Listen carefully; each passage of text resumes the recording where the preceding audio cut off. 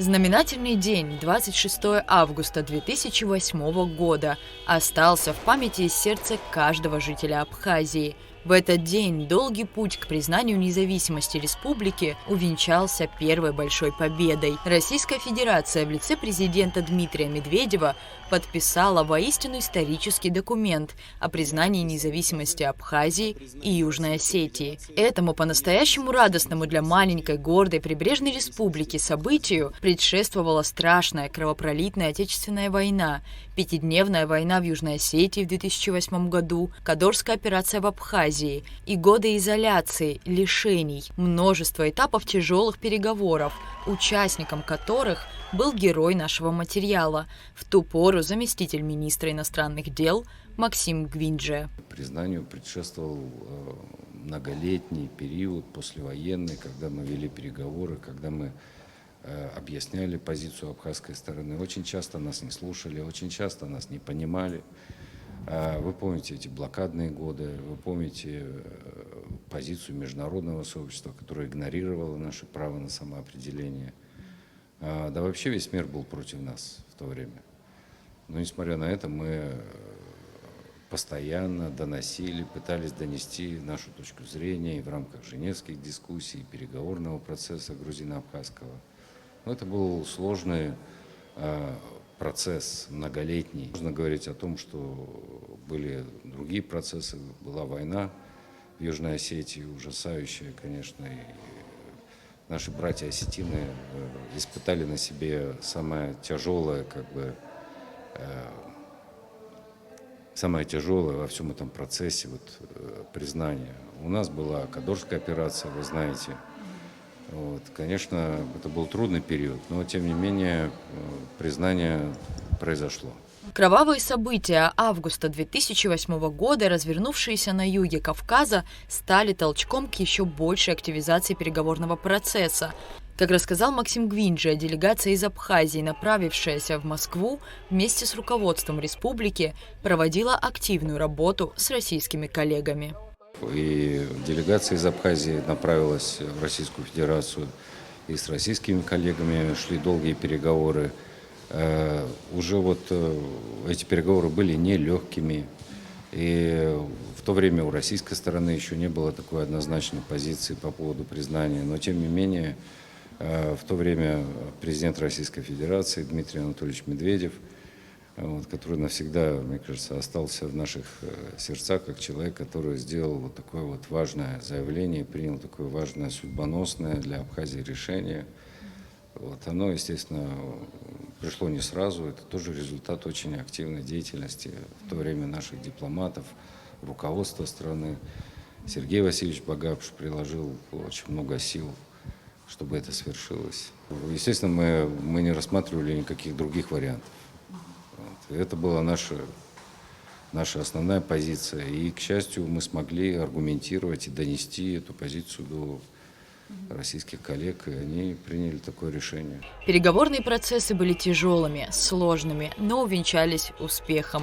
Максим Гвинджия поделился. 26 августа 2008 года он застал радостную новость, прокатившуюся по республике, феерии счастья, будучи на работе. Был момент, когда ты чувствуешь, как восторжествовала справедливость, когда ты делал что-то очень долго, на что-то очень надеялся, мечтал о чем-то, и это раз и сбылось. В этот день, в отличие от большинства населения Республики Абхазия, я находился в своем офисе, работал за компьютером и комментировал различным международным СМИ факт признания Абхазии Российской Федерации. Когда все праздновали, из окна я слышал, как все празднуют, а я сидел в кабинете и продолжал работать. В предшествующей радостной дате дни Министерство иностранных дел, помимо прочего, пристально отслеживало информацию, публикующуюся в иностранных СМИ. Много чего. Во-первых, предшествующие дни этому признанию мы вели очень активную работу с различными информационными агентствами, в частности западными. Мы отслеживали все западные новости. И тот период до момента признания, когда шла война в Осетии, и я помню, как освещали эту войну, мы все просматривали, как освещали эту войну западные СМИ. Вот, и очень часто вот, на их сайтах под новостями о том, что Россия оккупировала свободную демократическую маленькую страну на Кавказе, Грузию, и оккупировала регионы.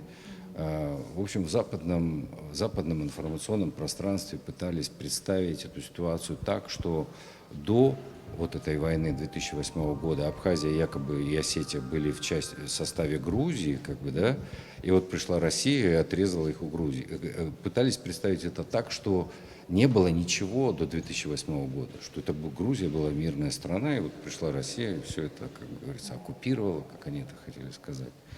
Я помню эти комментарии, которые в этих информационных агентствах, да, которые как бы представляют Запад и представляют свободу, да, СМИ и свободную точку зрения.